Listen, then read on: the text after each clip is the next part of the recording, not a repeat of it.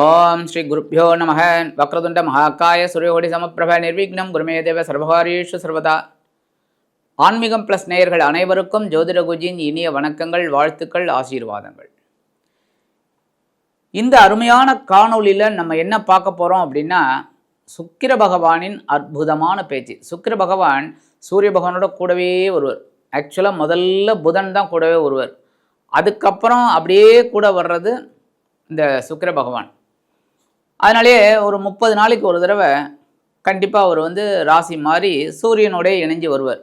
ஒன்று சூரியனுக்கு முன்னாடி, இல்லைன்னா சூரியனுக்கு பின்னாடி.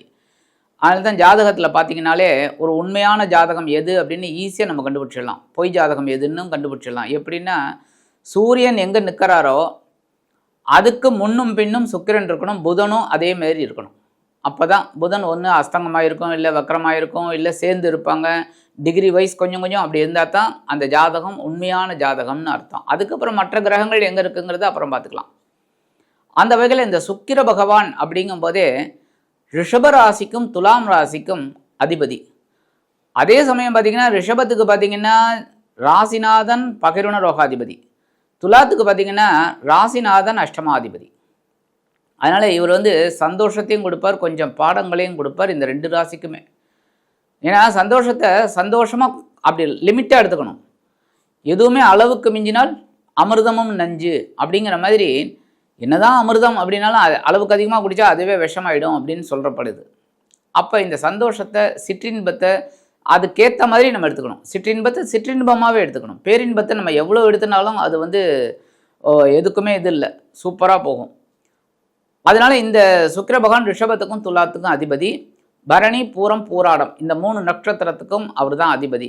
அதனால தான் இந்த பரணி பூரம் பூராடம் இந்த நட்சத்திரக்காரெல்லாம் பிறந்த உடனே சுக்கிரதசை தான் ஆரம்பம். குட்டி சுக்கிரன் இந்த 3 பேருக்குமே வாழ்க்கையில் எப்போவுமே ஆரம்பம் ரொம்ப இனிப்பாக இருக்கும்.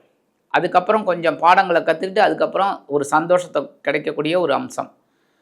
அந்த வகையில் இந்த சுக்கிர பகவான் அப்படிங்கும்போது இதுவரைக்கும் அவர் துலாம் ராசியில் ஆட்சி அமைத்து அற்புதமாக சஞ்சாரம் பண்ணிட்டு இருந்தார். ரொம்ப அற்புதம். 26/11/2025 முதல் 20/12/2025 வரைக்கும் விருச்சிக ராசியில் சஞ்சாரம் பண்ண போகிறார். இந்த விருச்சிக ராசியில் சஞ்சாரம் பண்ணக்கூடிய காலகட்டத்தில் 5/12/2025 வரைக்கும் குருவோட பார்வையை வாங்கிக்கிறார். 5ஆம் பார்வையாக குருவோட பார்வையை வாங்கிக்கிறார். இந்த சுக்கிர பகவான் குரு பகவான் 2 பேரும் அப்படியே ரொம்ப அற்புதமாக ஒரு சஞ்சாரத்தை கொடுக்க போகிறாங்க. அந்த வகையில் இந்த சுக்கிர பகவான் 26/11/2025 முதல் 28/11/2025 வரைக்கும் குருவின் விசாகம் 4ஆம் பாதத்தில் சஞ்சாரம் பண்ணுறார். இது குறுகிய காலம். ஏன் அப்படின்னா விசாகம் 4வது பாதம் மட்டும்தான் விருச்சிக ராசியில் வரும். மற்ற 3 பாதங்கள் துலாம் ராசியில் போயிடும். அதனால் இந்த விசாகம் 4ஆம் பாதம் அப்படிங்கும்போது தான் 26, 27, 28 3 நாள் தான் அந்த விசாகம் 4ஆம் பாதத்தில் குருவோட நட்சத்திரத்தில் சஞ்சாரம் பண்ணுறார் சுக்கிர பகவான்.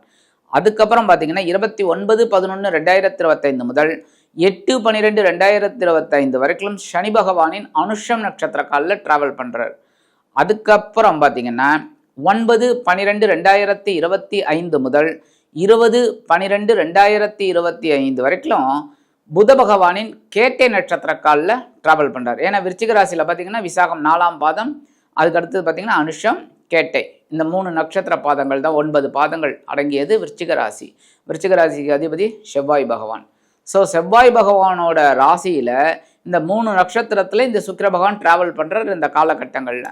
அப்போ சில ராசிகளுக்கு அற்புதமான பலாபலங்களை கொடுப்பார், சில ராசிகளுக்கு சின்ன சின்ன பாடங்களை கொடுப்பார். எப்படி இருந்தாலுமே சந்தோஷம் உண்டு.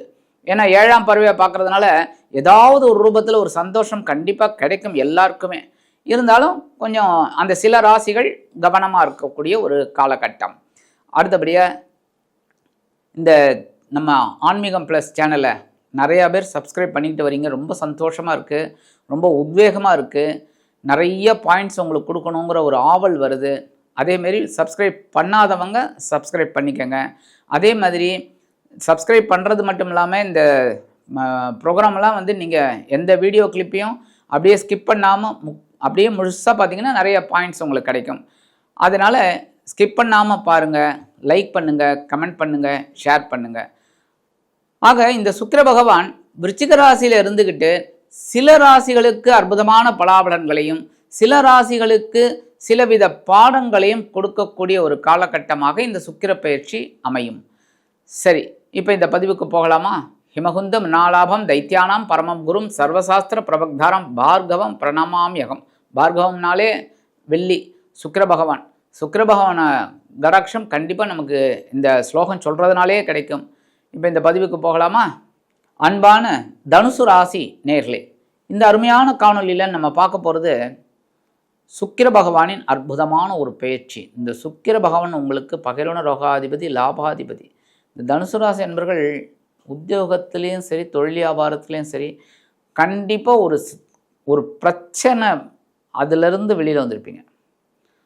பிரச்சனை ஏதோ ஒரு ரூபத்தில் ஒரு பிரச்சனை உங்களுக்கு வரும்.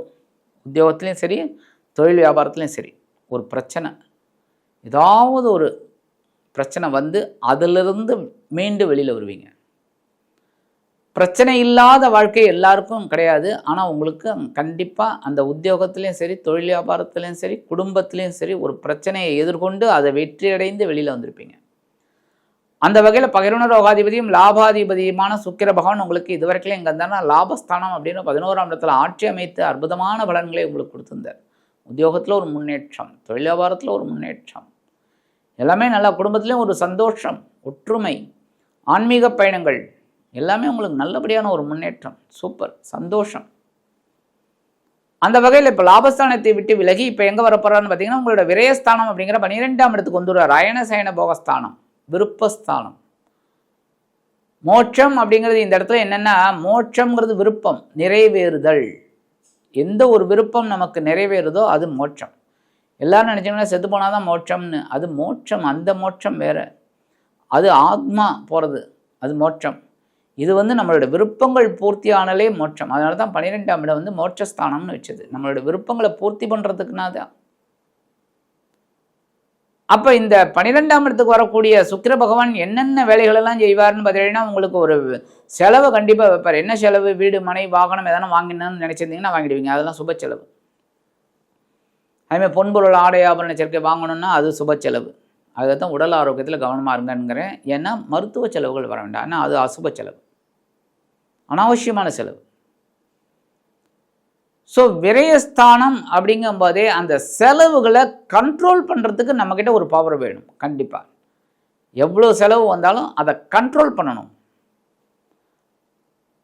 வரவு எட்டனா செலவு பத்தனா அப்படின்னு வச்சுக்கக்கூடாது. வரவு எட்டனா அப்படின்னா அதுக்குள்ளே செலவை பண்ணிவிட்டு மீதி ஏதாவது சேர்த்து வைக்கணும். இல்லைன்னா கடைசியில் துந்தனா துந்தனா துந்தனா. அதெல்லாம் பழைய காலத்து பாட்டு. ஆனால் எவ்வளோ பொருள் நிறையா இருக்குது பாருங்கள். ஆக நம்ம இந்த காலகட்டத்தில் எவ்வளோ விரயங்கள் வந்தாலும் அந்த விரயங்களை சுப விரயங்களாக மாற்றி கரெக்டாக அதை செலவு பண்ணணும். அனாவசியமான செலவுகளை குறைக்கணும். அதே மாதிரி வாடகை சோஃபா 20 ரூபாய், விலைக்கு வாங்கினா 30 ரூபாய். பாருங்கள், அதாவது இந்த சோஃபா ரெண்ட்டுக்கு வாங்கினோம்னா 20 ரூபாயாம். ஆனால் அதே விலைக்கு வாங்கினா 30 ரூபாயாம். நம்ம விலைக்கு வாங்கணுமா, ரெண்ட்டுக்கு வாங்கணுமா? எப்படி? எவ்வளோ அறிவுபூர்வமான ஒரு வரிகள் பாருங்கள். நம்ம 30 ரூபா கொடுத்து வாங்கிடணும். வாங்கினா நமக்கு சொத்து மாதிரி ஆயிடுச்சு. சோஃபா நம்மளோடதுன்னு ஆயிடுச்சு. 20 ரூபாய்க்கு வாங்கிட்டு அந்த வேலை முடிஞ்சேன்னா அவனுக்கு கொடுத்துட்டு தானே 10 ரூபா. கரெக்டாக? அப்போ அதான் சொல்கிறாங்க பாருங்கள், வாடகை சோஃபா 20 ரூபாய், விலைக்கு வாங்கினா 30 ரூபாய். இந்த நேரத்தில் தான் நம்ம அறிவை யூஸ் பண்ணணும். நம்ம அந்த செலவை சுப செலவாக மாற்றிக்கணும்.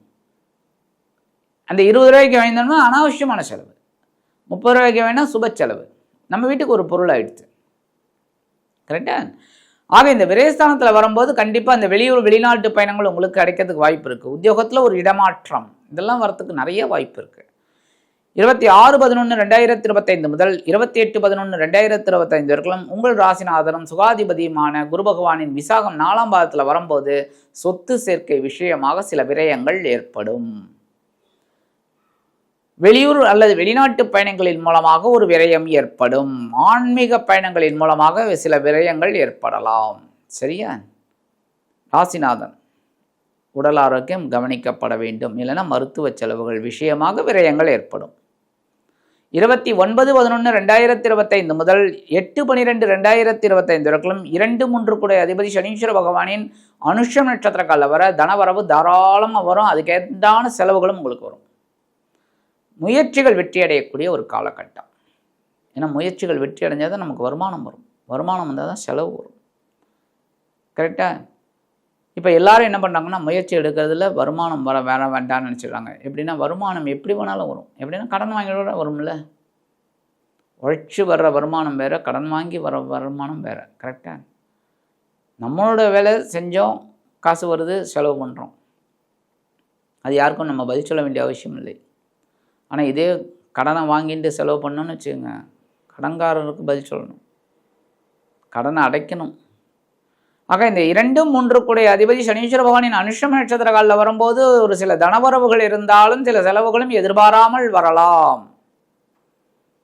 உத்தியோகத்தில் இடமாற்றம் பற்றிய சிந்தனை மேலும். இந்த வேலையை விட்டுட்டு வேறு வேலைக்கு போகலாம்பா, ஏகப்பட்ட டென்ஷன், என்னடா அது. கண்டிப்பாக நல்ல வேலை கிடைக்கும். அதுக்காக விட்டுறாதீங்க. இருக்கிறத விட்டுட்டு பறக்கிறத இருக்கிறதும் கிடையாது. நீங்கள் தான் யோசிக்கணும். இந்த வேலை வேண்டாம் அப்படின்னு நினச்சிங்கன்னா ரைட்டு, நம்ம வேலை நல்ல வேலை கிடைக்கும். ரைட். 9/12/2025 முதல் 20/12/2025 வரைக்கும் 7-10 கூடை அதிபதி புத பகவானின் நட்சத்திர சாரமான கேட்டை நட்சத்திர காலில் வரும்போது வாழ்க்கை துணை மூலமாக ஒரு செலவுகள் உண்டு. அதேமாரி வாழ்க்கை துணையோட வழி உறவினர்கள்லாம் உங்கள் வீட்டுக்கு வரத்துக்கு வாய்ப்பு இருக்குது. அதுக்காக அவங்க செலவு பண்ணுற மாதிரிலாம் இருக்கும். அதுமாரி தொழில், இந்த தொழிலை அபிவிருத்தி பண்ணக்கூடிய ஒரு செலவுகள், இல்லைன்னா சில பேருக்கு புதுசாக தொழில் தொடங்கக்கூடிய ஒரு வாய்ப்பு, அந்த ஜீவன விஷயத்துக்காகவே சில அபிவிருத்தி கண்டிப்பாக செய்வீங்க. புதிய முதலீடு, இல்லைன்னா ஏதாவது ஒன்று, இல்லைன்னா என்ஹான்ஸ் பண்ணணும், பொருள் வாங்கி போடணும், இந்த மாதிரிலாம் ஒரு செலவு உங்களுக்கு வரத்துக்கு வாய்ப்பு இருக்குது. உத்தியோகத்தில் இடமாற்றம் நிறைய பேருக்கு அமையறதுக்கு இந்த காலகட்டம் அற்புதமான ஒரு காலகட்டம். அதுவும் அரசியல்வாதி, அந்த அரசாங்கத்துறையில் இருக்கிறவாள்லாம் ஃபைலை மூவ் பண்ண உடனே சேங்ஷன் ஆகிடும். இந்த காலகட்டத்தில் ஃபைலை கொண்டு போய் கொடுத்தோடனே உடனே சேங்ஷன் ஆகிடும். அந்த மாதிரிலாம் ஒரு சில நல்ல ஒரு வாய்ப்புகள் கண்டிப்பாக உங்களுக்கு கிடைக்கும். பரிகாரமாக என்ன பண்ணினா ரொம்ப விசேஷம் அப்படின்னு பார்த்தீங்கன்னா, ஓம் ஸ்ரீ சந்தானலக்ஷ்மியே நமக. அற்புதமான ஸ்லோகம். இதை தினந்தோறும் 11 தடவை சொல்லுங்கள். வெள்ளிக்கிழமை 6-7, சுக்கிர குறையில் 108 தடவை சொல்லுங்கள். அற்புதமான பலன்கள் உங்களை தேடி வருது, கண்டிப்பாக வரும். ஆக இந்த சின்ன பரிகாரம் நீங்கள் பண்ணிங்கனாலே, ஓம் ஸ்ரீ சந்தானலக்ஷ்மியே நமக, இது சின்ன பரிகாரம் நீங்கள் பண்ணுறதுனாலே உங்கள் பகைருண ரோகாதிபதியும் லாபாதிபதியுமான சுக்கிர பகவான் உங்களது விரயஸ்தானத்தில் அமர்ந்து சுப விரயங்களை ஏற்படுத்தி கொடுப்பார் என்று கூறி விடைபெறுகிறேன். நன்றி, வணக்கம். மீண்டும் ஒரு அருமையான பதிவில் நான் உங்களை மனமகிழ்ச்சியோடு சந்திக்கிறேன். வாழ்த்துக்கள். வாழ்க வளமுடன்.